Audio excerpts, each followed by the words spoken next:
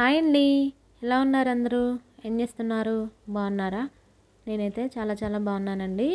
మీరు కూడా బాగున్నారని, బాగుండాలని మనస్ఫూర్తిగా కోరుకుంటున్నాను.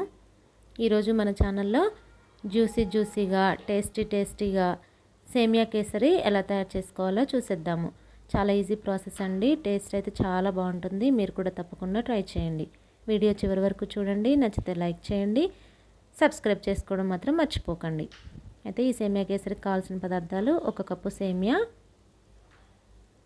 అలాగే ఏ కప్పుతో అయితే సేమియా తీసుకుంటామో అదే కప్పుతో 1/4 కప్పు లేదా అరకప్పు పంచదార.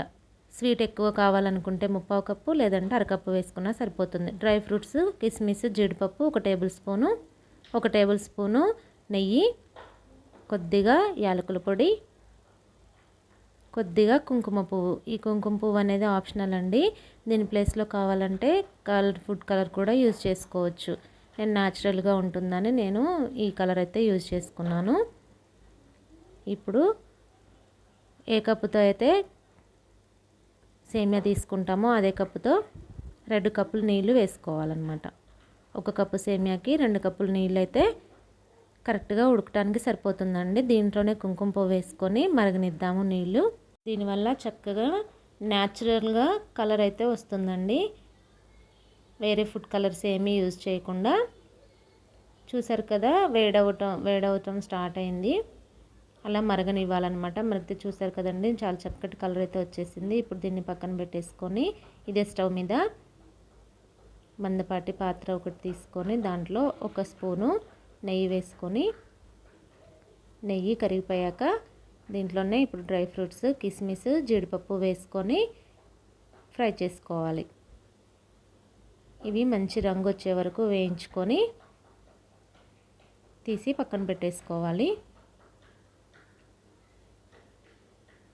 ఇప్పుడు అదే నెయ్యిలో సేమియా కూడా వేసుకొని చక్కని కలర్ వచ్చే వరకు వేయించుకోవాలి. దోరగా కలుపుకుంటూ వేయించుకోవాలన్నమాట.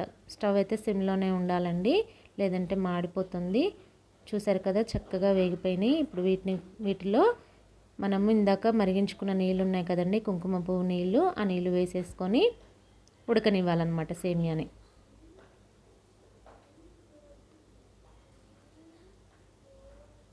చక్కగా ఉడికించుకోవాలి. చూసారు కదా, ఇప్పుడు ఎలా ఉడికిందో, ఎంతవరకు ఉడికిందో చూద్దాము. అలా వేలుతో అలా అన్నప్పుడు చక్కగా విరిగిపోతే కరెక్ట్గా ఉడికినట్టండి. ఇప్పుడు దీంట్లో షుగర్ యాడ్ చేసేసుకుందాము. షుగర్ యాడ్ చేసుకుంటే మళ్ళీ షుగర్ అంతా కరిగాక కొద్దిగా పలుచగా అవుతుందన్నమాట. అప్పుడు అదంతా దగ్గరగా అయిపోవాలన్నమాట. అంతసేపు ఉడికించుకోవాలి. చూసారు కదా, షుగర్ వేసాక ఎంత పలుచగా అయిపోయిందో. ఇప్పుడు అదంతా గట్టిగా అయ్యేంత వరకు చక్కగా కుక్ చేసుకోవాలి. కలుపుకుంటూనే ఉండాలండి. స్టవ్ సిమ్లోనే ఉండాలి. చక్కగా ఇదంతా దగ్గరగా అయిపోయేంత వరకు కలుపుకుంటూ కుక్ చేసుకోవాలండి.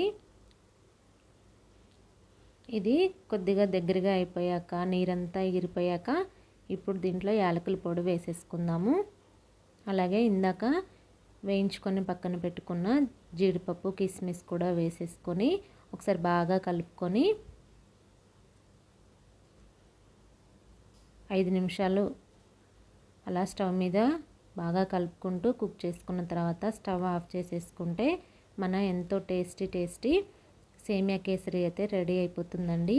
ఈ వీడియో మీకు నచ్చిందని అనుకుంటున్నాను. నచ్చితే తప్పకుండా లైక్ చేయండి. మీరు కూడా తప్పకుండా ట్రై చేసి ఎలా వచ్చిందో నాకు కామెంట్ చేయండి. Thank you for watching. మళ్ళీ మంచి వీడియోతో మళ్ళీ కలుద్దాము. అంతవరకు బాయ్.